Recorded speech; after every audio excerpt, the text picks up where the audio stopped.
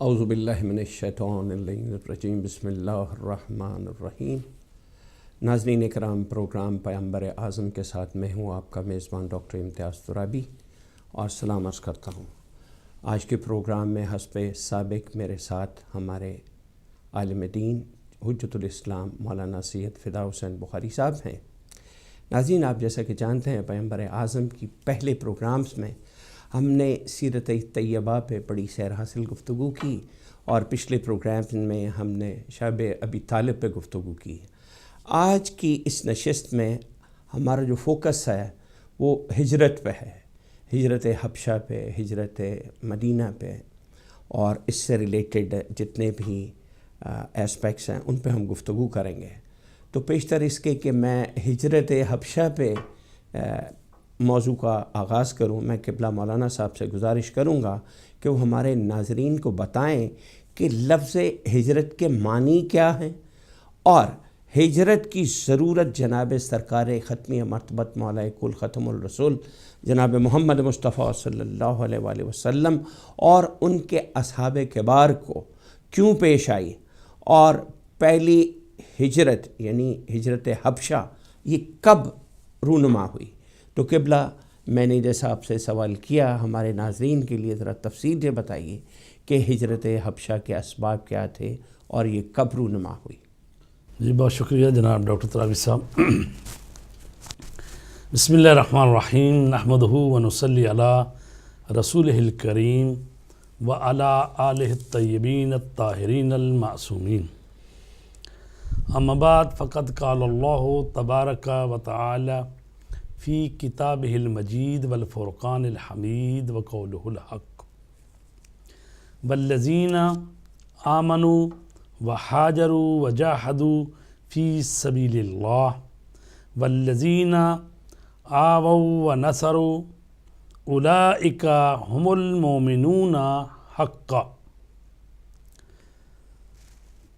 میں آپ کی خدمت میں اور تمام اپنے محترم ناظرین کی خدمت میں ہدیہ سلام عرض کرتا ہوں۔ پہلا سوال جو آپ نے کیا ہے ہجرت کے بارے میں، تو جس آیہ مجیدہ کی تلاوت کا شرف حاصل کیا گیا ہے یہ سورہ انفال کی آیت نمبر 74 ہے، جس میں ارشاد رب العزت ہو رہا ہے والذین آمنوا وحاجروا، جن لوگوں نے ایمان اختیار کیا اور ہجرت کی، وجاہدوا فی سبیل اللہ، اور اللہ کے راستے میں جہاد کیا، والذین آووا ونصروا، اور جنہوں نے مہاجروں کو پناہ دی، اولئک هم المؤمنون حقا، تو وہی حقیقی مومن ہے۔ تو اس میں ایمان لانے والوں کی بات کی گئی ہے اور پھر ہجرت کرنے والوں کی بات کی گئی ہے، اور پھر صرف اتنا ہی کافی نہیں ہے بلکہ ایمان اور ہجرت کے ساتھ ساتھ اللہ کے راستے میں جہاد کرنے کی بھی بات کی گئی ہے۔ اور وہ لوگ جو مدینہ کے لوگ، جو انصار، جنہوں نے ان مہاجرین کو پناہ دی اور ان کی نصرت اور مدد کی ہے، تو یہ ساری صفات جن میں پائی جاتی ہیں تو کہا گیا ہے کہ وہی حقیقی مومن۔ تو ہجرت کا معنی جو ہے ڈاکٹر صاحب، ہجرت کا معنی ہے ترک کر دینا، چھوڑ دینا، علیحدگی اختیار کر لینا۔ جب کوئی اپنے وطن سے دوری اختیار کرتا ہے تو اس کو کہتے ہیں یہ مہاجر ہے، اور یہ فلاں مقام سے ہجرت کر گیا ہے۔ اور جو چیز چھوڑ دی جاتی ہے اس کو کہا جاتا ہے مہجور ہے۔ جیسے قرآن مجید میں رسول پاک کے متعلق بیان فرمایا گیا ہے کہ وہ قیامت کے دن کہیں گے پروردگار میری قوم نے قرآن کو مہجور کر دیا تھا، یعنی قرآن کے احکامات پر عمل نہیں ہو رہا تھا تو قرآن گویا مہجور ہو گیا، یعنی اس سے لوگ کنارہ گیر ہو گئے۔ تو جس چیز سے کنارہ گیر ہو جائے اس کو کہتے ہیں مہجور، اور وہ جو ہجرت کرنے والا ہوتا ہے وہ ہے مہاجر، اور خود اس عمل کو کہتے ہیں ہجرت۔ تو ہجرت جو ہے جیسا کہ ایک اور آیہ کریمہ میں ہے وَالرُّجْزَ فَحْجُرْ، وَالرُّجْزَ، رجز کے معنی ہے پلیدگی، فحجر رجس اور پالیدگی سے دوری اختیار کرو۔ تو ہجرت کا معنی لغت میں آپ نے سن لیے کہ ہجرت کے معنی ہیں کہ دوری اختیار کرنا، لیکن جب اسلامی اصطلاح میں جہاں کہا جاتا ہے کہ مہاجرین، تو اس کا مطلب یہ ہے کہ وہ لوگ جو پہلے مکہ میں رہتے تھے، پھر ان پر طرح طرح کے ظلم و ستم شروع ہوئے جب انہوں نے اسلام کا اعلان کیا، ایمان لے آئے رسول پاک پر، تو اس وقت پھر اللہ تبارک تعالیٰ کے حکم سے، رسول پاک کے حکم سے اور حضرت ابو طالب علیہ السلام کے مشورے سے جو ہے پہلی ہجرت جو ہوئی ہے وہ حبشہ کی طرف 5 ہجری کو حبشہ کی طرف ہجرت ہوئی ہے، اور رسول پاک نے فرمایا کہ یہاں پر ظلم و ستم بڑھ گیا ہے تو آپ چلے جائیں، آج کے زمانے میں اس کو ایتھوپی کہتے ہیں، تو حبشہ اس وقت کہا جاتا ہے، تو آپ حبشہ کی طرف چلے جائیں۔ اور پہلی جو ہجرت ہوئی ہے اس میں 15 افراد، بعض نے 12 بھی لکھے ہیں، 15 افراد جو ہیں وہ پہلی ہجرت جو ہے وہ ہوئی ہے۔ قبلہ یہاں پہ یہ جاننا بہت ضروری ہے میرے ناظرین کے پوائنٹ آف ویو سے کہ عرب کے نزدیک یمن بھی تھا، ایران بھی تھا، ہاں جی، تو ان ممالک کو چھوڑ کے حبشہ کا انتخاب کیوں کیا گیا؟ ایک بات، اور دوسری بات کہ کیا وہاں پہ اسلام کے لیے اور سرکار مدینہ، سرکار ختمیہ مرتبت کے لیے کوئی نرم گوشہ تھا کہ اس کا انتخاب کیا گیا؟ جی، بڑا اہم سوال ہے کہ اس وقت ایران اور روم جو ہے ظاہر ہے سپر طاقتیں تھیں یہ دو، اور انہی کا کلچر، تہذیب اور دنیا بھر میں زیادہ وہ انہی کی تھی، اور مسلمانوں نے جب ہجرت کی ہے تو ان علاقوں کی طرف کیوں نہیں گئے، یا یمن جو کہ جاتے رہتے تھے یہ کاروان تجارت کا لے کے، اور وہ ہے نزدیک بھی بڑے تھا، روابط تھے نزدیک بھی تھا، تو ان ملکوں کو چھوڑ کر حبشہ کی طرف کیوں مسلمانوں نے ہجرت کی ہے؟ تو کہا گیا ہے کہ وہ مناسب ترین ملک تھا حبشہ، کیونکہ وہ دوسرے ملک شاید جو ہیں ان کو قبول نہ کرتے، اور ان کے لیے یہ جو کارواں لے کے یمن جاتے تھے، کبھی ایران بھی جاتے تھے، اور روم، بیشتر یمن اور شام اور ان علاقوں میں تجارت کرتے تھے، اگر ان علاقوں میں جایا جاتا تو یہ جو وہاں بھی روکنے کے لیے آئے تھے، جی جی، یہ عمرو ابن عاص کی قیادت میں، تو یہ لوگ پہلی بات تو ہے وہاں جا کر یہ ان کی حکومتوں کہتے کہ بھئی ان کو واپس کرو۔ دوسری بات یہ ہے کہ خود حبشہ کا جو بادشاہ نجاشی وہ بھی عیسائی مذہب پر بلیو رکھتا تھا، اور یہ عیسائیوں کا وہ فرقہ ہے جس کو کہا جاتا ہے یعقوبی فرقہ، اور یعقوبی فرقہ وہ ہے جو کہ تثلیث کا قائل نہیں ہے، بلکہ یہ تثلیث کا جو عقیدہ ہے اس پہ ذرا گفتگو کریں۔ میرے خیال میں 3 خداؤں کو مانتے تھے، ہاں جی، تو اس پہ ذرا تھوڑی سی تفصیل جی، بیان کریں۔ ایسے کہ ڈاکٹر صاحب تثلیث کا مطلب یہ ہے ان کے لیے کہ وہ 3 خداؤں کے قائل ہیں، ایک خدا وہ جو باپ ہے، ایک خدا وہ جو بیٹا ہے، اور تیسرا جو ہے روح القدس، اور بعض جو ہے روح القدس کی جگہ حضرت مریم کو لے کر آتے، چونکہ ان میں بھی بہت سارے فرقے ہیں، تو تثلیث کا مطلب یہ ہے کہ وہ 3 میں سے ایک ہے حضرت عیسیٰ علیہ السلام، تو وہ 3 خدا ہیں، اور کبھی کہتے ہیں 3 ایک ہیں، کبھی کہتے ہیں یہ ان میں سے ایک ہے، تو اس نظریے کو تثلیث کہتے ہیں، اور اس کو اکنوم کے نام سے بھی کہتے ہیں، 3 اکنوم، اور تو وہ جو ہیں یعقوبی فرقہ عیسائیوں میں وہ اس کا قائل نہیں ہے، تثلیث کا قائل نہیں ہے، وہ جو وحدانیت کے قائل ہیں اللہ تبارک تعالیٰ کی، تو چونکہ وہ رہتے تھے وہاں پر، تو اس طرح مسلمان جو ہیں اس علاقے میں انہوں نے ہجرت کی کہ جہاں پر وہ کم از کم توحید میں وہ نزدیک تھے مسلمانوں کے، جیسا آپ کو معلوم ہے کہ قرآن مجید نے یہ بھی کہا کہ ان کو بلاؤ الی کلمۃ سواء بیننا و بینکم، اس کلمہ کی طرف جو کہ تمہارے اور ہمارے درمیان مشترکہ ہے، اور وہ کیا ہے؟ توحید ہے، یعنی جو آسمانی ادیان ہیں، تو چونکہ حضرت عیسیٰ علیہ السلام کے ماننے والے تھے وہاں پر، اور یعنی وہ ویسے بھی جو نجاشی ہے وہ رحم دل آدمی تھا، اور پھر 15 افراد جو ہیں پہلی دفعہ یہ گئے ہیں۔ میں آپ سے یہ جاننا بہت ضروری سمجھتا ہوں اپنے ناظرین کے لیے کہ رسول پاک صلی اللہ علیہ وآلہ وسلم کے ساتھ جن لوگوں نے ہجرت کی ان میں سے کچھ چیدہ لوگوں کے نام بتائیں گے. ایک تو یہ ہے. دوسرا یہ ہے کہ اس کے اسباب کیا ظلم و بربریت جو ہے جو 9 مسلمانوں پہ تھی, صرف یہی ایک میجر وجہ تھی ہجرت؟ جی ایسا ہے کہ پہلی جو ہجرت ہوئی ہے اس میں 15 افراد تھے نا جی, تو وہ 2-3 مہینے وہاں رہے جی, اور ان کو پاس خبر پہنچی کہ جی باقی جو ہیں قریش کے لوگ انہوں نے اسلام لے آئے ہیں اور مسلمانوں کو اذیتیں دینی بند ہو گئی ہیں, بڑا امن و امان ہو گیا, تو لہٰذا وہ واپس آئے. جی, اور جب آئے تو دیکھا کہ یہ تو اسی طرح ہے نظام. تو دوبارہ پھر جو دوسرا گروپ گیا ہے ہجرت کر کے, اور جس کی قیادت حضرت جعفر ابن ابی طالب علیہ السلام کر رہے تھے, اور 101 افراد, بعض نے تقریباً 70 افراد بھی لکھے ہیں, بہرحال 101 افراد جو وہاں پر گئے, اور وہاں جب پہنچے ہیں تو کچھ عرصہ وہ رہے, تو ادھر سے قریش کے لوگوں نے عمرو بن عاص کی قیادت میں ایک وفد بھیجا جس کو تحفے تحائف دے کر اور وہ نجاشی کو دیے, اور اس کے بعد انہوں نے پیغام بھی ان کا لکھے گیا. ہاں جی, تو انہوں نے کہا کہ جناب یہ لوگ جو ہے نا یہ ہمارے دین سے ہٹ گئے, ان کو واپس بھیجو. تو انہوں نے کہا کہ پہلے ہمیں ان کی بھی بات سنیں گے. پھر جب ان کی بات سنی گئی تو حضرت جعفر ابن ابی طالب نے سورہ مریم کی تلاوت کی. سبحان اللہ. تو اس میں پھر وہ اس نجاشی کی آنکھوں میں آنسو آئے, تو اس نے کہا کہ یہ تو وہی چیز ہے جو ہمارے جو حضرت عیسیٰ علیہ السلام اور جو بتا رہے ہیں, اور وہی یہ تو واقعاً پیغمبر ہے.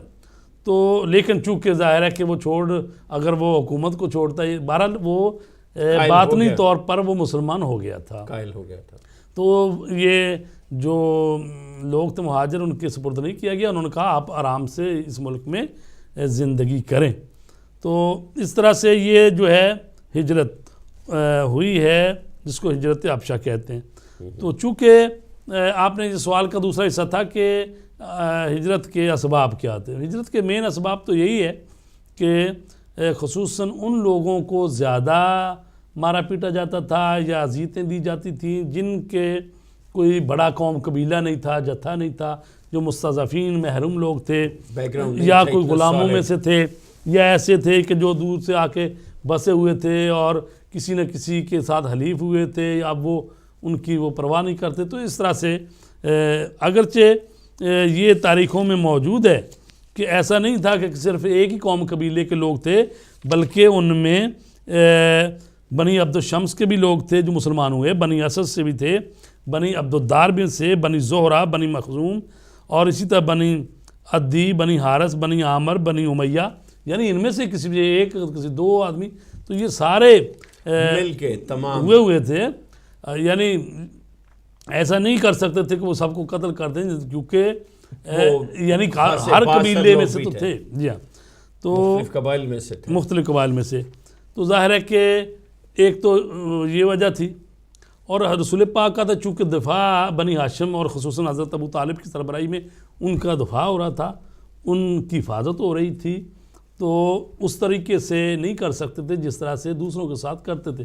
ہم دیکھتے ہیں کہ حضرت عمار یاسر کی والدہ گرامی حضرت سمیہ اور ان کے والد جو یاسر ہیں ان کو قتل کر دیا گیا تھا, اور حضرت عمار جو ہیں وہ ان سے بچ گئے تھے. اور اس کی وجہ بھی یہ تھی کہ وہ کہتے تھے کہ نبی کو جو وہ کلمات کہنا چاہتے تھے نبی کے خلاف نازیبا, تو ان کے والدین نے نہیں کہے, ان کو شہید کر دیا گیا. تو حضرت عمار یاسر جو ہے نا, تو انہوں نے بہرحال ان کی بات کے مان لی, تو روتے ہوئے رسول پاک کے پاس آئے, تو آپ نے فرمایا کہ کوئی بات نہیں. اور قرآن مجید میں یہ بات آئی ہے کہ اگر آپ کوئی ایسی کراہت والی بات کہنی پڑے لیکن اگر دل مطمئن ہے تو پھر کوئی بات نہیں ہے, ایمان پر ثابت ہے. اور اسی سے وہ تقیہ بھی ثابت ہوتا ہے کہ یعنی اگر ایسے حالات کبھی پیدا ہو جائیں تو یعنی انسان اپنے ایمان کی حفاظت کے لیے اور اپنی جان کی حفاظت کے لیے ایسی بات کہہ سکتا ہے. تو چونکہ اسلام جو ہے وہ پھیل رہا تھا, اور یہ پہلی ہجرت جو 5 یعنی بعثت میں ہوئی ہے, 5ویں سال, اور 6 سال میں حضرت جعفر والی ہجرت ہوئی ہے. اور پھر یہ لوگ جو ہیں وہاں پر رہے ہیں. کچھ لوگ 39 کے قریب جو ہیں وہ واپس آ گئے رسول پاک کی ہجرت سے پہلے کچھ دن, اور 39 آدمی جو ہیں وہ آئے جنگ بدر کے موقع پر, اور باقی لوگ جو ہیں وہ جب خیبر فتح ہوا ہے اس وقت حضرت جعفر آئے اور ان کے ساتھ باقی لوگ جو ہیں، تو اس طرح حضرت جعفر جو ہیں انہوں نے تقریباً 14 سال وہاں پر حبشہ میں رہے، اور آپ دیکھیں کہ مبلغ اسلام بھی حضرت جعفر تھے، اور انہوں نے نجاشی کو بھی اور باقی لوگوں کو بھی، اور کہا جاتا ہے کہ جب آپ واپس آئیں تو 70 کے قریب آدمی دوسرے تھے حبشہ کے جنہوں نے آ کے رسول پاک کے ہاتھوں اسلام لے کے آئے۔ جی اچھا، یہاں پہ سرکار ابو طالب علیہ السلام کے اس خط کا ذکر کرنا بہت ضروری ہے، چونکہ قریش نے اپنے نمائندے بھی بھیجے، جیسا کہ آپ نے فرمایا ابو العاص کی سرکردگی میں وہاں پہ ایک وفد گیا کہ جتنے مسلمان یہاں پہ آئے ہیں ان کو واپس کیا جائے، ہمارے سپرد کیا جائے۔ تو اس صورتحال کو دیکھتے ہوئے سرکار ابو طالب علیہ السلام نے نجاشی کو خط لکھا کہ ان کو واپس نہ کیا جائے۔ اس واقعے کا تھوڑا سا احوال بیان کر دیجئے ہمارے ناظرین کے لیے۔ جی، اس بات کو سیرہ ابن حشام میں نقل کیا گیا ہے، علامہ مجلسی نے اس کو نقل کیا بحر الانوار میں، اسی طرح علامہ طبرسی نے اس کو نقل کیا ہے کہ حضرت ابو طالب علیہ السلام نے خط لکھا تھا نجاشی کو، جس میں کہا گیا تھا کہ یہ ہمارے افراد جو مسلمان آپ کے ملک میں آئے ہیں تو ان کو پناہ دیں اور ان کو اپنے ملک سے نہ نکالیں، اور آپ جو ہیں وہ ایک اچھے حکمران ہیں، اس طرح سے۔ اور ساتھ جو اشعار لکھے ہیں ان سے ان کی عظمت کا پتہ چلتا ہے کہ کس طرح سے اس کا بیک گراؤنڈ، یعنی لوگ تو یہ کہتے ہیں نا کہ نعوذ باللہ وہ ایمان ہی لائے تھے، جبکہ اصل وہ نگہبان رسالت تھے، اور نہ صرف نگہبان رسالت بلکہ جو مسلمان بھی دوسرے ملکوں بھی جا رہے ہیں چونکہ وہ خود وہ سید بطحا تھے اور وہ رئیس تھے اور مختلف ملکوں کے سفر بھی کرتے رہے، اور تو جانتی تھی دنیا ان کو۔ تو میں اس بات جی میں اشعار پڑھتا ہوں، جی اشعار بھی پڑھیے اور ریفرنس دیجئے ہمارے سنی ناظرین کے لیے جی کہ ان کی کتب میں سے یہ ریفرنس ہے۔ بہترین جو ہے نا جی سیرہ رسول پاک میں، وہ ابن حشام کا ہے، جو کہ وہ سیرہ ابن اسحاق کو اس نے مختصر کیا ہوا ہے۔ تو اس کے جو ہے نا جلد نمبر 1 صفحہ نمبر 357 ہے، اور علامہ مجلسی کتاب وہ تو ہماری بحار الانوار، اس میں جلد نمبر 18 ہے، صفحہ نمبر 418 ہیں، جلد بھی 18 ہیں، اور جو طبرسی ہیں ان کی کتاب میں بھی ہے۔ تو جو اشعار جو چلتا ہے اس سے کیا ثابت ہوتا ہے کہ وہ دین حقہ پہ تھے یا نہیں تھے؟ اگر نہیں تھے وہ تو دین کے محافظ تھے، یہ بات ہے۔ تو یہ جو اشعار ہیں اس میں ہے کہ کہتے ہیں کہ تعلم ملیک الحبش ان محمدن، جان لو اے حبشہ کے بادشاہ، ان محمدن نبی، کہ محمد نبی ہیں، کا موسیٰ والمسیح ابن مریم، جس طرح حضرت موسیٰ علیہ السلام نبی تھے، حضرت مسیح علیہ السلام نبی تھے، اسی طرح رسول پاک صلی اللہ علیہ وآلہ وسلم محمد جو ہے نبی ہیں۔ یہ رسالت کی تائید ہوئی ہے یا نہیں ہوئی؟ جی، اور اس کے بعد فرماتے ہیں عطا بالہدا مثل الذی عطایا بہی وکل بامر اللہ یہدی و یاسم، جس طرح نور ہدایت لے کر وہ آئے تھے دونوں نبی پچھلے والے، اسی طرح ہر امر اللہ کی طرف لے کر یہ آئے ہیں، لوگوں کی ہدایت کرتے ہیں اور لوگوں کو برائیوں سے بچاتے ہیں۔ اس کے بعد فرماتے ہیں وَإِنَّكُمْ تَتْلَوْنَهُ فِي كِتَابِكُمْ، اور ان کے متعلق تم اپنی کتابوں میں پڑھتے ہو۔ دیکھیں یہ بھی بتا رہے ہیں کہ یہ صرف اسی بات نہیں، تورات اور زبور اور پچھلی کتابوں میں ان کا ذکر آیا ہوا ہے، جو تصدیق کو حدیث لا حدیث مرجم، تو یعنی یہ بات جو ہے یہ تصدیق کرے گی اس بات، اپنی کتابوں کو کھولے اس میں یہ بات لکھا ہوا ہے۔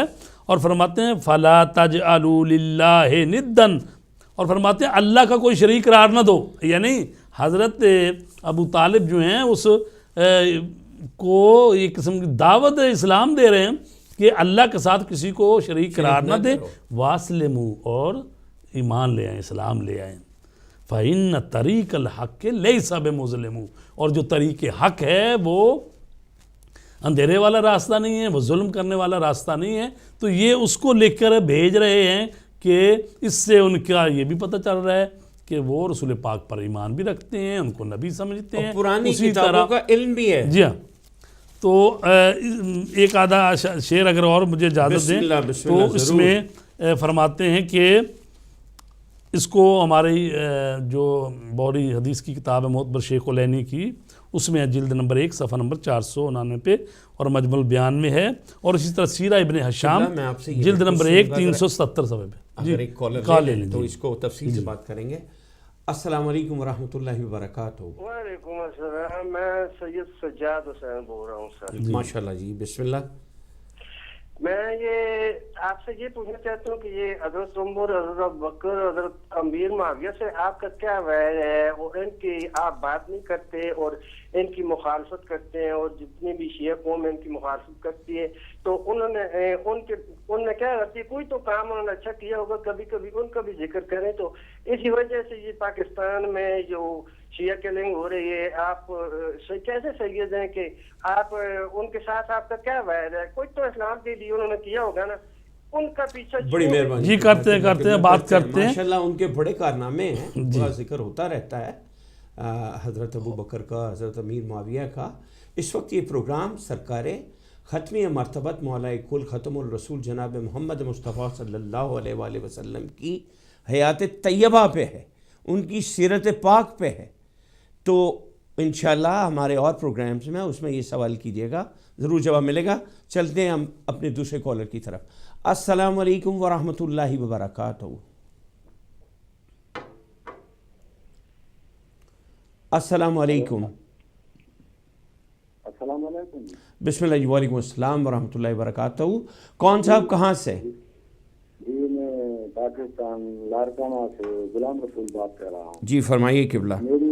میری یہ بات ہے کہ مولا علی جو ہے وہ ان 3 خلیفوں کے جنازے پر کیوں نہیں گیا ہے؟ جب آپ کہتے ہیں کہ وہ نہیں گیا ہے تو کیا وجہ ہے اور کیوں نہیں گیا؟ اس کا بھی تھوڑا میں تفصیل بتائیں۔ اچھا جی، نچوڑی ہیں جو علی کو اللہ کہتے ہیں، اس کا واقعہ کہاں پہ ملتا ہے؟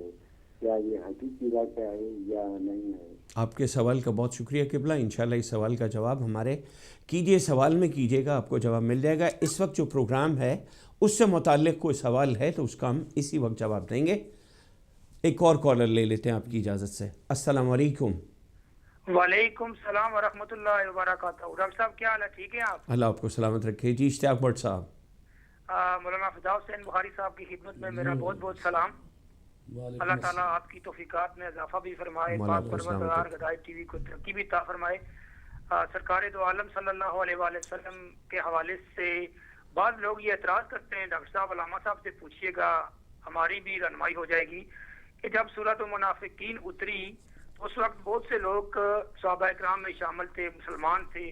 جب اللہ تعالیٰ نے سورہ منافقین اتاری تو ترجمے میں سب کچھ ہر چیز موجود ہے، تو کچھ لوگ یہ اعتراض کرتے ہیں کہ آقا ہمارا تو ایمان ہے کہ اول آخر سرکار دو عالم کو ہر چیز ہر ذرے کا علم ہے، تو اس وقت سرکار دو عالم صلی اللہ علیہ وآلہ وسلم نے یہ ظاہر کیوں نہیں کر دیا کہ فلاں منافق ہے، فلاں منافق ہے، فلاں صحیح مومن ہے؟ یا یہ اس طرح کے لوگ اعتراض کرتے ہیں، تو اس بارے میں تھوڑی سی رہنمائی فرمائیے گا۔ اللہ تعالیٰ آپ کے علم عمل میں برکت عطا فرمائے اور ہم ثابت۔ بہت شکریہ بٹ صاحب، آپ کے سوال کا جواب دیتے ہیں۔ آپ جی یہ سوال میں نے نوٹ کر لیا، ہم اس کے جواب لیٹر دیں گے۔ جو حضرت ابو طالب کا جو شعر ہے، جی جی فرماتے ہیں علم تعلموا ان وجدنا محمدا رسولا کموسیٰ خط فی اول الکتبی، کیا تمہیں نہیں معلوم کہ ہم نے محمد کو مانند موسیٰ پیغمبر پایا ہے اور اس کا نام و نشان گزشتہ آسمانی کتابوں میں مذکور ہے۔ سبحان اللہ۔ ایک اور ان کا شعر ہے، فرماتے ہیں وَلَقَدْ عَلِمْتُ أَنَّ دِينَ مُحَمَّدٍ من خیر ادیان البریہ دینا، مجھے یقینی طور پر معلوم ہے کہ دین محمد دنیا کے بہترین ادیان میں سے ہے۔ سبحان اللہ۔ تو لہٰذا حضرت ابو طالب علیہ السلام کے ایمان پر تو 19 کتابیں لکھی گئی ہیں اور 40 احادیث ان کے ایمان پر نقل ہوئی ہیں۔ تو یہ تو ہم اس لیے کہہ رہے ہیں کیونکہ ہمارا بھائی جو کہتے ہیں وہ سنتے ہیں تو سمجھتے ہیں کہ جی یہ کیا بات ہے۔ جب ہم رسول پاک کا ذکر کریں گے تو ان کے محسنوں کا تو ذکر آئے گا ہی، رسول پاک کے ساتھ جنہوں نے محسن اسلام، جی محسن اسلام جو ہے ان کا تو ذکر آئے گا۔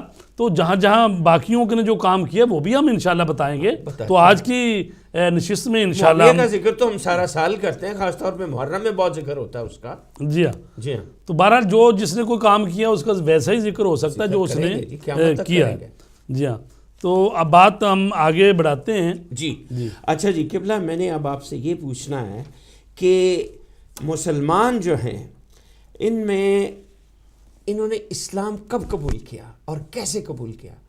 यानी हबशा के बासी, हबशा का नजाशी जो है, ये किस तरह से इस्लामी तालीमात से मुतासिर हुआ और किसके ज़रिए से, किसके अमल कौल फ़ेल से मुतासिर हुआ? जी, हज़रत जाफ़र इब्न अबी तालिब ने ही वहाँ पर सूरह मरियम की तिलावत की और वो मुतासिर हुआ, और वो यानी खुफिया तौर, यानी ज़ाहिर तो नहीं किया उसने, लेकिन बहरहाल मुसलमान हो गया, दिल पे असर हुआ उसके। हाँ जी, और उसने बड़े अच्छे तरीके से इंतज़ाम किए।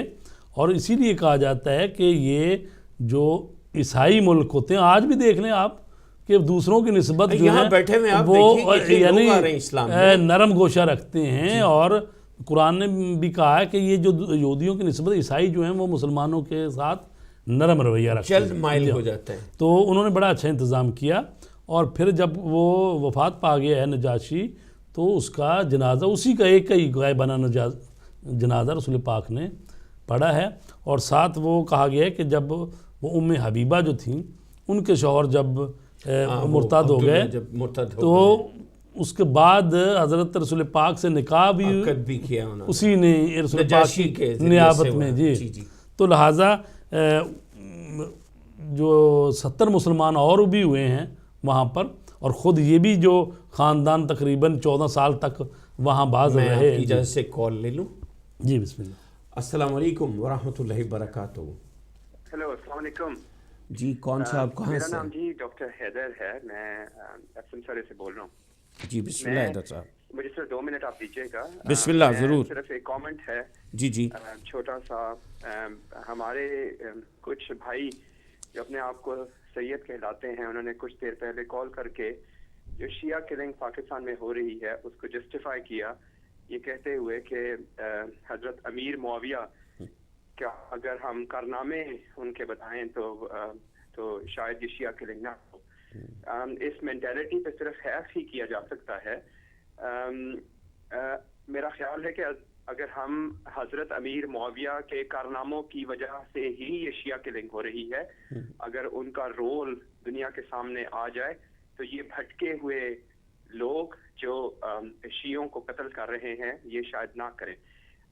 सो मैंने सिर्फ यही कहना था कि ऐसे लोगों की मेंटालिटी पे सिवाय अफसोस के और कुछ नहीं किया जा सकता, और इनके हक में दुआ के साथ बददुआ के अलावा कुछ नहीं किया जा सकता कि ये लोग जस्टिफाई करते हैं कि अगर आप कुछ सहाबा की के कारनामे ना बताएं तो ये शियों की किलिंग जारी रहेगी। इस मेंटालिटी पे, इस नीयत पे, इस दिमागी लिहाज पे सिर्फ अफसोस किया जा सकता है। और मेरा ख्याल है कि ये लोग क़यामत के दिन जहन्नम के बदतरीन मकाम पे होंगे, जो लोग छोटे छोटे बच्चों की, औरतों की, जवानों की और बूढ़ों की किलिंग को जस्टिफाई सिर्फ इस तरह करते हैं कि अगर आप हज़रत अबू बकर और बहुत शुक्रिया जनाब, बहुत शुक्रिया। आपका सवाल पहुंच गया और आपने बहुत अच्छे अंदाज में ये बताया। असल में बात ये है कि ये प्रोग्राम है जनाब रिसालत मआब सल्लल्लाहु अलैहि वसल्लम की हयात तैयबा का, और इस ज़मन में बड़े दुख की बात है कि मुकाबले में मुआविया का जिक्र लाते हैं। अरे मुआविया तो यजीद का भी बाप है, उसका यहाँ पे क्या जिक्र है? जनाब रिसालत मआब के साथ ज़िक्र करना है तो किसी हस्ती का जिक्र करो, ठीक है। अहले बैत का जिक्र नहीं आपको पसंद तो जनाब सरकार ख़त्मी मरतबत के सहाबाए किबार का जिक्र करो, जिनमें अबू ज़र गफ़ारी हैं, जिनमें मिक़दाद हैं, जिसमें सलमान फ़ारसी हैं, उनका जिक्र करें। उनका कभी कोई सवाल नहीं करता, उनका कभी कोई फ़ोन कॉल नहीं आती, आ जाके यही सवाल करते हैं। इसका बहरहाल हम जवाब दे रहे हैं और हम अगले कॉलर की तरफ बढ़ते हैं। अस्सलाम वालेकुम वरहमतुल्लाहि वबरकातुहू। लाइन ड्रॉप हो गई।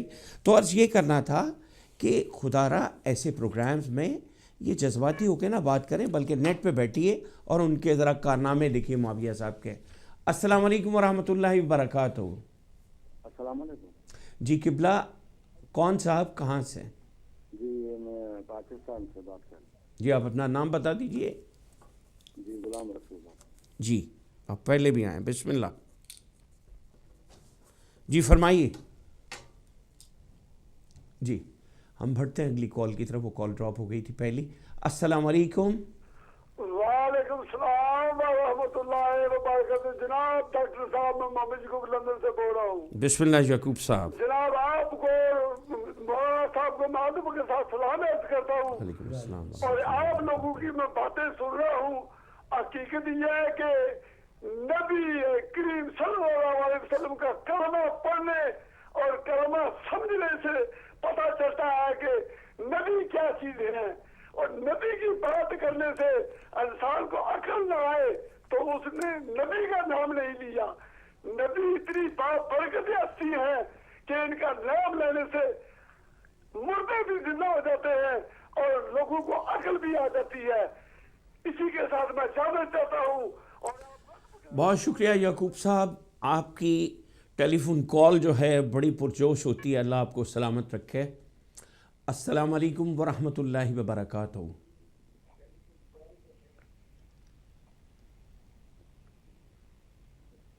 السلام علیکم. شاہد بتاؤں کراچی سے. جی بسم اللہ شاہد صاحب. میں حضور کے بارے میں صرف اتنا پوچھنا چاہوں گا کہ حضور نے جس چیز کے لیے منع کیا تھا یہ بتائیے.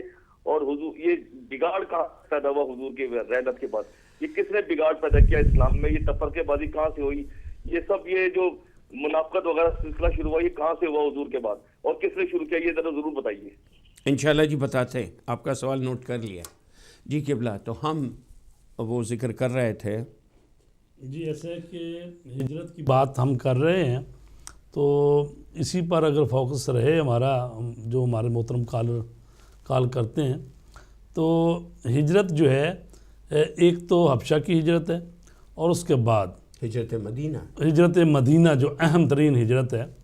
اور اس کا قرآن مجید نے اس انداز سے بیان فرمایا ہے وَإِذْ يَمْكُرُ بِكَ الَّذِينَ كَفَرُوا لِيُثْبِتُوكَ أَوْ يَقْتُلُوكَ أَوْ يُخْرِجُوكَ وَيَمْكُرُونَ وَيَمْكُرُ اللَّهُ وَاللَّهُ خَيْرُ الْمَاكِرِينَ. فرمایا گیا ہے کہ اس وقت کو یاد کرو جب یہ کفار آپ کے خلاف تدبیر سوچ رہے تھے، اپنے اپنے ہیلے اور فریب کر رہے تھے. اور تدبیر یہ سوچ رہے تھے کہ آپ کو قید کر دیں یا آپ کو قتل کر دیں یا آپ کو جلا وطن کر دیں. اور خدا نے کیا انتظام کیا؟ اور اللہ فرماتے ہیں کہ وَيَمْكُرُونَ وہ اپنا مکر کر رہے تھے، وَيَمْكُرُ اللَّهُ اور اللہ نے بھی اپنی تدبیر بے شک کی. واللہ خیر الماکرین اور اللہ بہترین تدبیر کرنے والا ہے. تو اس موقع پر پھر اللہ تبارک تعالیٰ نے اپنے حبیب سے کہا کہ آپ مکہ چھوڑ کر چلے جائیں مدینہ کی طرف. اور میں عرض کروں کہ آپ کی ہجرت سے کوئی 2.5-3 مہینے پہلے کی بات ہے، چونکہ آپ کی ہجرت ہوئی ہے 1 ربیع الاول کو. اور اس سے پہلے جو مہینے آتے ہیں صفر اور محرم اور ذوالحج، یہ جو 2.5 مہینے ہیں اس میں مسلمانوں سے کہا گیا تھا آپ مدینے کی طرف ہجرت کرتے جائیں.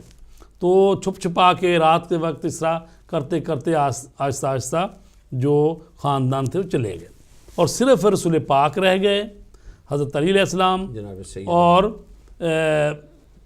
جو آپ کے خاندان والے اور حضرت ابو بکر بھی وہاں پر موجود تھے. تو باقی جو ہیں وہ ہجرت کر گئے تھے. اچھا، تو اس موقع پر رسول پاک نے حضرت علی علیہ السلام سے کہا کہ آپ میرے بستر پر آج لیٹ جائیں، کیونکہ میرے لیے قتل کی سازش تیار ہو گئی ہے اور میرے اللہ نے مجھے حکم دیا ہے کہ میں یہاں سے چلا جاؤں. تو رسول پاک نے جب یہ فرمایا تو حضرت علی علیہ السلام نے کہا لے لوں میں. السلام علیکم ورحمۃ اللہ وبرکاتہ. السلام علیکم. جی کون صاحب کہاں سے؟ سر میں کراچی سے مرید بات کر رہا ہوں. جی سر مرید صاحب. جی سر، یہ ہم لوگ عمرے پہ گئے ہوئے تھے تو وہاں پہ بتایا گیا تھا کہ یہاں پہ نبی صلی اللہ علیہ وسلم بیٹھتے تھے اور یہاں پہ اپنی امت کے لیے دعا مانگتے تھے. تو وہ ایک براؤن کلر کی ٹائلز تھی جس پہ کچھ لکھا ہوا تھا. پھر بتایا گیا کہ امام سجاد جب واپس آئے تھے تو اسی ٹائلز پہ بیٹھ کے بتایا تھا کوئی دعا منگوانے آتا تھا تو اپنی حقیقتیں दुआओं में बयान होती थी।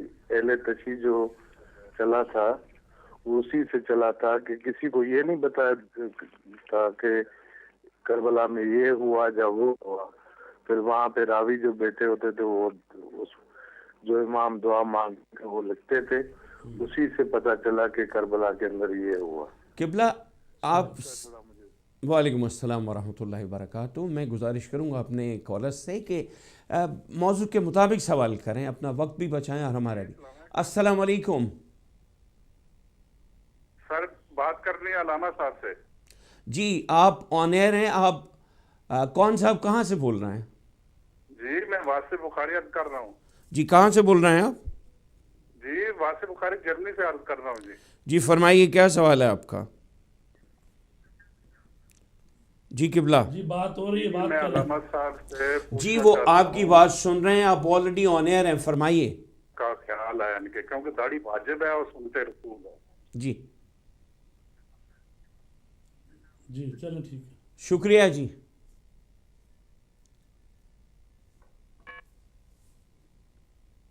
नेक्स्ट कॉल देखते हैं। अस्सलाम वालेकुम वरहमतुल्लाहि वबरकातुहू।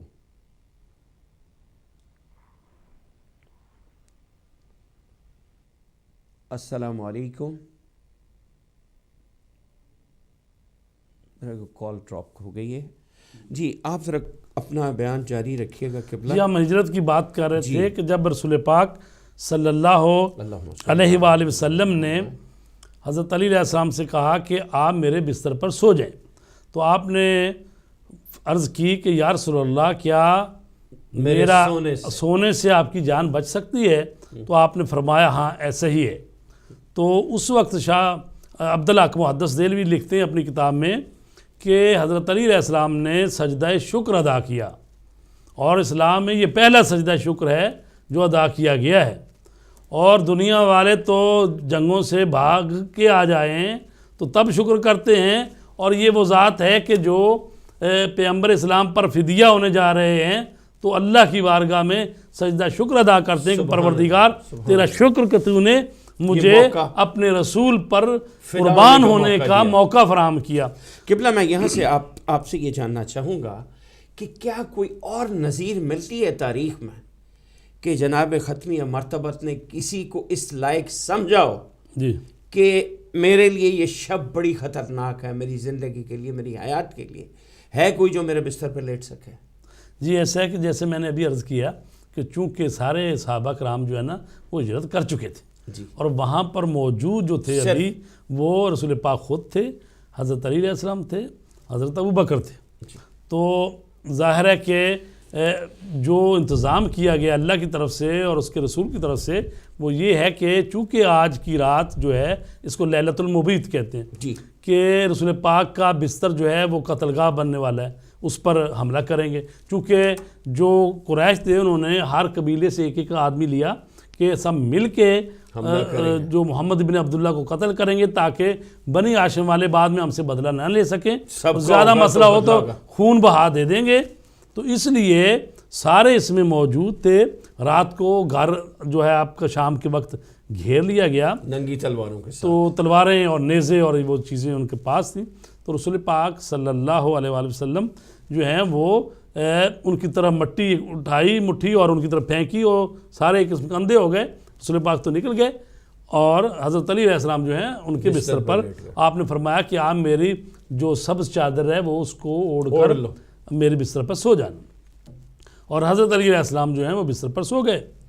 और ये ऐसा सोना है कि जो तलवारों के साए में है। और इसका अहवाल खुद अपनी ज़बान में कैसे बयान करते हैं? तो फरमाते हैं कि फरमाते हैं कि जैसी नींद में उस रात सोया हूँ ऐसी नींद में कभी नहीं सोया। और वो हस्ती है हज़रत अली अलैहिस्सलाम जो हज़ार रकअत नमाज पढ़ने वाली हैं। तो यानी उनकी जो इबादत है वो आदत नहीं है कि भाई जो हर रात को जागने वाला आदमी हो उसके लिए सोना मुश्किल होता है। तो आपने अल्लाह के रसूल के कहने पर अपनी जान को कुर्बान अपनी तरफ से तो कर दिया। ये तो अब अल्लाह तबारक ताला ने चूँकि अभी इस जान से बहुत सारे काम लेने हैं कि भी अभी बदर भी है, अभी खंदक भी है, खैबर भी है, ओहद भी है, बहुत सारे मार्के हैं। तो वो तो अपनी तरफ से رسول پاک کے بستر پر سو گئے، اپنا فدیہ پیش کر دیا. جی ہاں، اور یہ لوگ رات بھر جو ہے نا وہ وہاں پر کھڑے رہے کہ کرنا تو رات کو حملہ چاہتے تھے، لیکن ابو لہب بھی ان میں تھا. اس نے کہا کہ بھئی یہ بھی میری ایک بدنامی ہے کہ ایک ہمارے ہاشمی گھرانے پر یعنی رات کے وقت شب خون مارا جائے. تو اس نے کہا کوئی بات نہیں، ابھی دیکھیں سو رہے ہیں، وہ دیکھ رہے تھے کہ بھی وہ بستر پر سوئے ہوئے ہیں، تو صبح کے وقت کریں گے. اور صبح جب ہوئی تو وہ لوگ جو اپنی تلواریں لے کے آگے بڑھے تو حضرت علی علیہ السلام اپنے بستر سے اٹھے اور جب ان کی طرف آگے بڑھے تو آپ نے تلوار کھینچ لی. تو اس پر وہ پیچھے ہٹے اور انہوں نے پوچھا کہ محمد کہاں ہیں؟ تو آپ نے فرمایا کہ کیا میرے سپرد کر کے گئے تھے جو مجھ سے پوچھ رہے ہیں. اور دیکھیں کہ وہ جرأت مند جواب دیا کہ اگر وہ بتائیں کہاں گئے تو وہ اور مسائل، یعنی ان کی حفاظت کے لیے وہاں وہ لیٹے ہوئے ہیں، تو اور خود ہی بتا دیں کہاں گئے ہیں. اور پھر کہا کہ میرے سپرد کر کے گئے جو مجھ سے پوچھ رہے ہو، تو لہٰذا وہ پھر وہاں سے ہٹے. تو اس موقع پر قرآن مجید میں جو آیت آئی ہے سورہ بقرہ کی آیت نمبر 207 ہے، جس میں ارشاد رب العزت ہو رہا ہے وَمِنَ النَّاسِ مَن يَشْرِي نَفْسَهُ ابْتِغَاءَ مَرْضَاتِ اللَّهِ وَاللَّهُ رَءُوفٌ بِالْعِبَادِ. انسانوں میں کچھ ایسے بھی ہیں جو اپنی جان کو بیچ دیتے ہیں اور اللہ کی مرضیاں خرید لیتے ہیں، اور اللہ تو اپنے بندوں پر بڑا ہی مہربان ہے. اور یہ آیہ کریمہ جو ہے یہ مفسرین لکھتے ہیں کہ یہ حضرت علی علیہ السلام کی شان میں شب ہجرت لیلۃ المبیت یہ آیت ان کی شان میں نازل ہوئی ہے.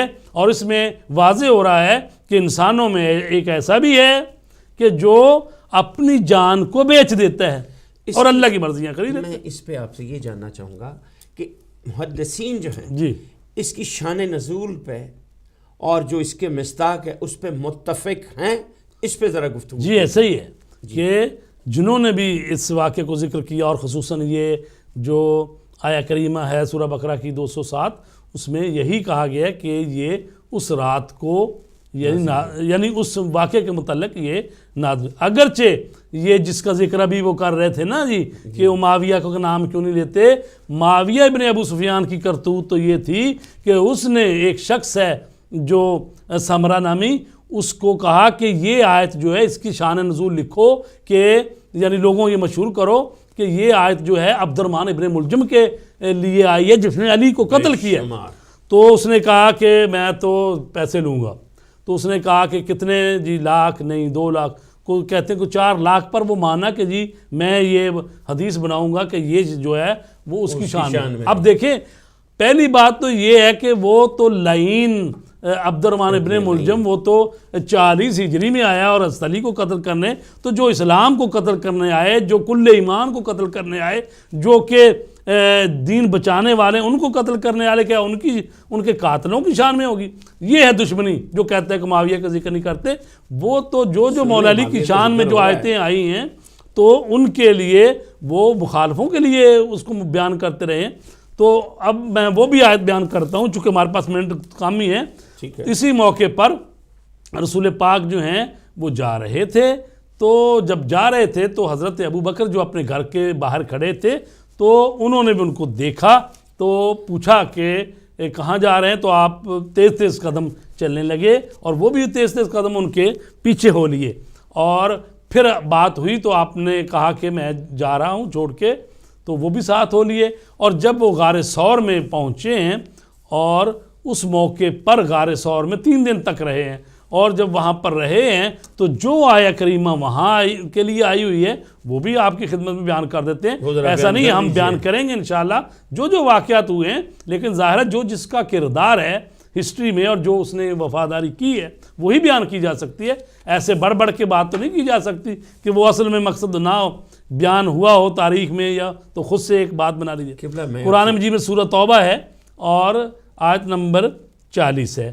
فرمایا گیا اِلَّا تَنْصُرُوهُ فَقَدْ نَصَرَهُ اللَّهُ.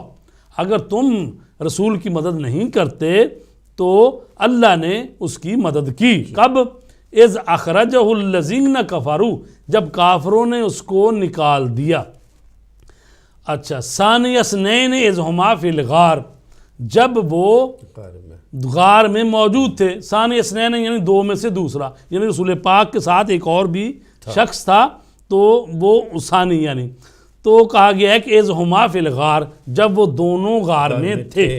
اچھا جب غار میں تھے تو اس وقت جو ڈھونڈنے والے تھے وہ ڈھونڈتے ہوئے وہ وہاں پر پہنچے اور جب وہ حضرت وہ دیکھ رہے تھے ان کی آوازوں کو سن رہے تھے وہ کہہ رہے تھے کہ یہاں تک تو وہ آتے ہیں قدموں کے نشان. اور اللہ تبارک تعالیٰ نے ان کو کس طرح سے بچایا کہ مکڑی نے وہ جالا تن دیا اور کبوتری نے انڈے دے دیے. اور آپ یہ دیکھیں کہ اللہ تبارک تعالیٰ جو ہے اپنی سب سے افضل ترین مخلوق کو بچا رہا ہے اپنی کمزور ترین مخلوق کے ذریعے. اور کہا گیا قرآن مجید میں یہ عنکبوت جو ہے یہ جو مکڑی ہے اس کا گھر کمزور ترین گھر ہوتا ہے جو پھونک مارنے سے بھی گر جاتا ہے. تو اپنے نبی کو کس طرح سے بچایا جا رہا ہے. وہ آئے اور انہوں نے دیکھا کہ یہاں تو مکڑی نے جالا اور کبوتری نے انڈے دیے, اگر کوئی بھی یہاں سے گزرے تو یہ تو گر جانا چاہیے. تو لہٰذا اللہ اس طرح سے مدد کر رہا ہے. تو ظاہر ہے کہ ان کی آوازیں سنی جا رہی ہیں. تو حضرت ابو بکر بھی غار میں ہیں اور انہوں نے جب یہ دیکھا تو ظاہر ہے کہ وہ گھبرائے. تو قرآن یہ کہہ رہا ہے اذ یقول لصاحبہ جب رسول پاک کہہ رہے تھے اپنے صحابی سے صاحب سے جو مصاحبت یا ان کا ساتھی تھا, کیا فرما رہے تھے لا تحزن ان اللہ معنا مت گھبرا غم نہ کر ان اللہ معنا اللہ ہمارے ساتھ ہے. اور فرمایا فانزل اللہ سکینتہ علیہ تو اللہ تبارک تعالیٰ نے رسول پر سکینہ نازل کیا آرام دیا اور وَأَيَّدَهُ بِجَنُودٍ اور ان کی مدد کی تائید کی لشکروں سے لم تروہا جس کو تم دیکھتے نہیں تھے. وَجَعَلَ كَلِمَةَ الَّذِينَ كَفَرُوا السُّفْلَىٰ اور کافروں کی بات کو نیچا کیا. وَكَلِمَةُ اللَّهِ هِيَ الْعُلْيَا اور اللہ ہی کی بات جو ہے وہ بلند ہے. وَاللَّهُ عَزِيزٌ حَكِيمٌ. تو اب وہ آیت دیکھیں جو حضرت علی علیہ السلام کے لیے آئی, وہ یہ کہہ رہی ہے کہ انسانوں میں ایک ایسا بھی ہے جو اللہ کی رضائیں خرید لیتا ہے اور اپنے نفس کو بیچ دیتا ہے. اور یہاں جو آیت آئی ہے یہ کہہ رہی ہے کہ رسول پاک ان کو تسلیاں دے رہے ہیں کہ بھی نہ گھبرا اللہ ہمارے ساتھ ہے. فرق صاف ظاہر ہے. تو لہٰذا وہ مضطرب ہیں. جی ہاں, تو جب قرآن یہ کہہ رہا ہے کہ وہ ان کو تسلی دے رہے تھے اور یہ سارے ضمیر جو ہیں نا یہ ضمیر جو ہیں یہ کوئی یہ آیا ہے کہ اذ ہما فی الغار یہ ہما یہ تثنیہ کا ضمیر ہے. لیکن اگلی جی بات جو ہے اذ یقولو اس کا جو ضمیر ہے رسول پاک کی طرف پڑھتا ہے لصاحبہ ہی تو وہ جو ساتھی تھا اس کو کہہ رہے تھے لا تحزن نہ گھبرا غم نہ کر ان اللہ معنا اللہ ہمارے ساتھ ہے. تو عزیزان گرامی تو رسول پاک صلی اللہ علیہ وسلم 3 دن وہاں پر رہے اور حضرت علی علیہ السلام ہیں جو کہ وہاں پر ان کو کھانا پہنچاتے رہے ہیں. اور یہاں پر ایک اہم نقطہ ہے, منٹ ہمارے پاس 2-3 ہے اور بڑا اہم نقطہ ہے. لوگ کہتے ہیں جی اس میں کیا مسئلہ ہے جی کوئی جب رسول پاک فرما گئے کہ اے علی یہ مانتے ہیں اور یہ دے کے واپس آ جانا تو اس کا مطلب یہ ہوا کہ وہ تو معلوم تھا کہ وہ زندہ سلامت اٹھ کھڑے ہوں گے. جب کہا کہ میں امانتیں واپس دے کے آ جانا اس کا مطلب یہ ہوا کہ وہ زندہ اٹھیں گے تو امانتیں واپس دیں گے. اس کو آیت اللہ جعفر سبحانی نے اپنی کتاب جو ہے اس میں لکھا ہے. انہوں نے کہا کہ لوگ جو ہیں بات تو یہ ہوئی ہے یہ لیکن ٹائم کو اکٹھا کر دیتے ہیں. ایسا نہیں ہوا کہ جاتے وقت اس وقت کہا کہ یہ لوگوں کو امانتیں دے آنا, نہیں بلکہ جب حضرت علی وہ راتوں کو کھانا لے کے جاتے تھے حضرت رسول پاک کے لیے اور ان کے ساتھی کے لیے اس وقت کہا کہ بھئی اب ہم جائیں گے اور لوگوں کی امانتیں تم واپس کر کے تو اب جو خواتین ہیں ان کو ساتھ لے کر تو اب بھی مدینے کی طرف آ جائیں. بالکل ٹھیک ہے. یہ بات کی بات ہے کہ امانتیں دے کے واپس آ جانا, وہ جو امتحان کا مسئلہ تھا جو جان قربان کرنے کا مسئلہ تھا وہ اپنی جگہ پہ پہلے سے ہے. یہ جو کہا امانتیں دے کے واپس آ جانا یہ بعد کی بات ہے. تو لہٰذا ٹائم کو ایک ہی کر دیا جاتا ہے اور کہا جاتا ہے کہ جناب جب رسول پاک نے کہہ ہی دیا تھا تو وہ تو ظاہر زندہ سلامت اٹھیں گے. ہم کہیں گے کہ اگر یہ بھی بات مان لیں تو آپ دیکھیں کہ حضرت علی علیہ السلام کو اپنے رسول کی بات پر کتنی ان کے ایمان محکم ہے کہ انہوں نے کہا اور انہوں نے اس کو تسلیم کر لیا. ایسا نہیں کیا کہ وہ کہتے پھریں کہ آج اتنا مجھے شک ہوا ہے اس سے پہلے کبھی شک نہیں ہوا. ایسی بات نہیں ہے. وہ ایمان کے اس درجے پر فائز تھے کہ ان کے لیے کل ایمان کی لفظ بالکل کی گئی ہے. اور ایک آدھا منٹ اور مجھے دے دیں. یعنی جب وہ حضرت علی علیہ السلام سوئے ہوئے تھے، اللہ تبارک تعالیٰ نے، اور اس کو اہل سنت کی کتابوں میں درج ہے کہ کہا گیا جبرائیل اور میکائیل سے کہ تم میں اگر بھائی چارہ بنا دیا جائے اور تم میں سے کون ہے جو ایک دوسرے پر اپنی زندگی قربان کر دے، تو فرشتوں نے کیا کہا کہ پروردگار ہم تیری تسبیح کرتے ہیں. تو انہوں نے چونکہ حکم تو نہیں تھا، تجویز تھی، انہوں نے کہا نہیں پروردگار، حامی نہیں بھری ان میں، حامی نہیں بھری. تو آپ نے اللہ تبارک تعالیٰ نے فرمایا پھر جاؤ جا کے دیکھو زمین پر ایک بھائی جو ہے دوسرے بھائی پر قربان ہو چکا ہے. تو جب آئے فرشتے جبرائیل حضرت علی علیہ السلام کے سرانے کی طرف، اور جو میکائیل وہ پاؤں کی طرف کھڑے ہو گئے اور یہ کہہ رہے ہیں بخن بخن لکی ابن ابی طالب، مبارک ہو اے فرزند ابو طالب. اللہ تبارک تعالیٰ ملائکہ کی صفوں میں آپ پر فخر و مباحت کر رہا ہے. تو آپ کی عزت و شرف کا کیا کہنا، آپ کی بلندیوں کا کیا کہنا کہ اللہ بھی آپ پر فخر کر رہا ہے. تو یہ آیہ کریمہ لے کے آئے وَمِنَ النَّاسِ مَن يَشْرِي نَفْسَهُ ابْتِغَاءَ مَرْضَاتِ اللَّهِ. سبحان اللہ. قبلہ مولا کریم آپ کی اس عبادت کو درجہ قبولیت نصیب کرے. بہت کمال آپ نے آج بیان کیا. تو ناظرین کرام، آج کا پروگرام پیغمبر اعظم اپنے انجام کو پہنچا. انشاءاللہ اگلے ہفتے آپ سے دوبارہ ملاقات ہوگی. اس نقطے کے ساتھ آج کا پروگرام ختم کروں گا کہ پروردگار عالم کا نہایت لطف و کرم ہے کہ شیعان حیدر قرار دنیا کے جس کسی خطے پہ آباد ہیں، وہ رہتی دنیا تک سرکار ابو طالب، اولاد سرکار ابو طالب اور ختمی مرتبت مولا کل ختم الرسول جناب محمد مصطفیٰ صلی اللہ علیہ وآلہ وسلم کی حیات طیبہ پہ، ان کی سیرت پاک پہ پروگرامز کرتے رہیں گے، ذکر کرتے رہیں گے. سرکار دو عالم کا ذکر ہوگا اور ان کے اہل بیت اطہار علیہ السلام کا ذکر ہوگا. اور مت بھولیے ان کے اصحابہ کبار کا بھی ذکر ہوگا. وہ اصحابہ کبار جو اصحاب جنہ ہیں، وہ اصحاب جنہوں نے ان سے زندگی میں وفا کی، ان کا ذکر ہم کرتے رہیں گے. سلمان فارسی کا ذکر ہوتا رہے گا. ابو ذر